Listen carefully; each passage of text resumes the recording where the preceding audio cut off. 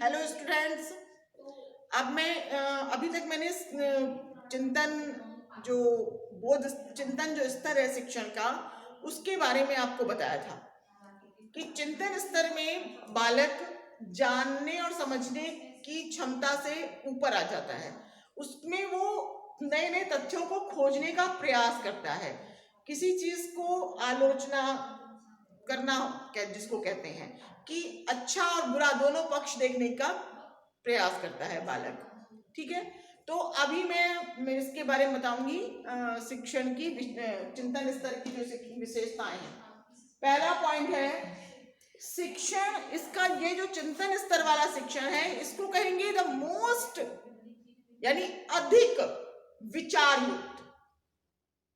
क्या कहेंगे? अधिक विचार युक्त। एक तो विचार युक्त है, एक अधिक विचार युक्त है। बोध में विचार, लेकिन उसमें अधिक विचार युक्त, यानी बालक तर्क वितर्क चिंतन मनन सब कुछ करता है।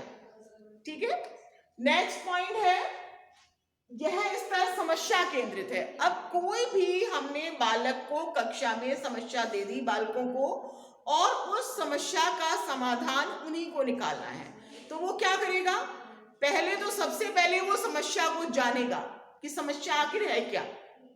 उस समस्या को का समाधान निकालने के लिए नेचुरल सी बात है उसको या तो शिक्षक से या अपने दोस्तों से आपस में विचार विमर्श करना ही पड़ेगा, और उसके बारे में वो जानने की कोशिश करेगा कि ये समस्या आई तो आई क्यों, और इसका समाधान हम कैसे निकाल सकते हैं। ठीक है, थर्ड पॉइंट है इसमें विषय वस्तु का गहन और गंभीर अध्ययन करते हैं। भाई स्मृति जो स्तर है उसमें सिर्फ याद करना है। बच्चों का जो स्तर है वो नीचा है, छोटा है, तो उसमें सिर्फ याद किया। उससे थोड़ा ऊपर स्तर पे आए बालक, तो उसमें क्या हुआ?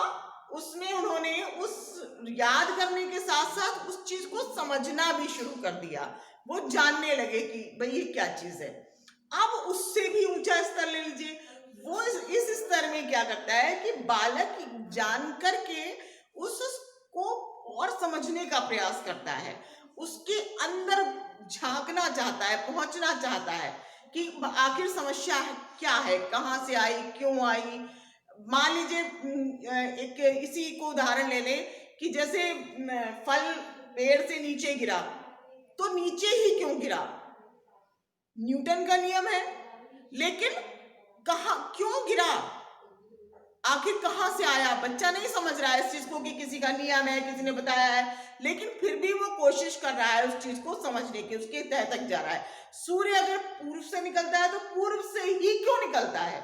और भी 3 दिशाएं हैं, उनसे निकल सकता है, लेकिन क्यों पूर्व से निकला, इसके लिए उसको उसकी तह में जाना होगा। तो वो किसी ज्योग्राफी के टीचर से मिलकर के या अपने दोस्तों से मिलके या भाइयों से बहनों से किसी से मदद लेकर के, बुक से, लाइब्रेरी से, कहीं ना कहीं से इस चीज को जानने का प्रयास करेगा। तो यानी वो किसी भी समस्या को अंदर तक भेजने की कोशिश करता है। नेक्स्ट पॉइंट है इसमें छात्रों को आगे बढ़ने और स्वतंत्र अध्ययन के लिए प्रेरित किया जाता है। देखिए स्मृति स्तर जो था वो सिर्फ याद करने तक सीमित हो गया था, उसमें शिक्षक और बालक का कोई इंटरेक्शन नहीं है, कोई अंतःक्रिया नहीं है। उसमें बालक को बोल दिया जाता है भाई ये याद करना है, शिक्षक बोल देता है और वो बात मान के उसको याद कर लेता है। कोई जिरहबाजी नहीं, कोई क्वेश्चन नहीं। उसके बाद उससे ऊपर वाले स्तर में बोध में क्या होता है कि थोड़ा सा बच्चा समझना चाहता है कि भाई अगर सेब लाल है तो लाल क्यों है, पहले हरा क्यों था, फिर लाल कैसे हो गया, ये सारी चीजें वो जानना चाहता है। थोड़ा स्तर बढ़ता है ना, जैसे जैसे उम्र बढ़ती है बालक की, तो समझने की, सोचने की शक्ति भी बढ़ती है। उसके बाद बालक उससे भी ऊंचे स्तर में जब आ जाता है, यहां आ जाता है चिंतन स्तर में। तो चिंतन स्तर का मतलब है अधिक विचार करना, अधिक विचार युक्त चिंतन। तो यानी वो उस चीज की तह तक जाने का प्रयास करता है। जैसे मैंने अभी आपसे कहा कि भाई सूर्य उगा पूर्व से, बचपन से हम सुनते आ रहे हैं, आप लोगों को सबको यही पढ़ाया गया है, लेकिन बालक इस स्टेज में आके इसको जानने की कोशिश करता है कि भाई और 3 दिशाओं से क्यों नहीं निकला, पूरब से निकला और पश्चिम में छुप गया, बाकी दो दिशाएं क्या, ये ऐसे क्यों रह गई? तो वो जानने का प्रयास करेगा। ठीक है, नेक्स्ट पॉइंट, इसमें रचनात्मक कार्यों पर बल दिया जाता है। बालक को इस स्टेज पे हम एक, आप सभी जानते हो कि बालक बड़ा सृजनकारी होता है।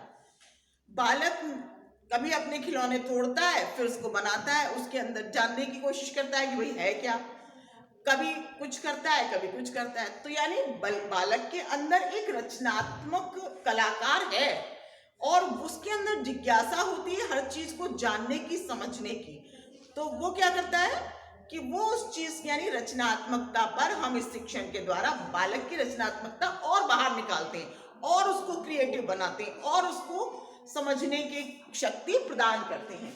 नेक्स्ट पॉइंट है, इसमें कार्य उत्पादन को बढ़ावा मिलता है। अब भाई नेचुरल सी बात है कि जब बालक में रचनात्मक क्षमता बढ़ गई तो उत्पादन क्षमता अपने आप बढ़ जाएगी। मान लीजिए हमने क्लास में कुछ ग्रुप बनाए और उन ग्रुप में अलग अलग चीजें सिखा दी, किसी को मोमबत्ती बनाना सिखा दिया, किसी को नील बनाना सिखा दिया, किसी को साबुन बनाना सिखा दिया।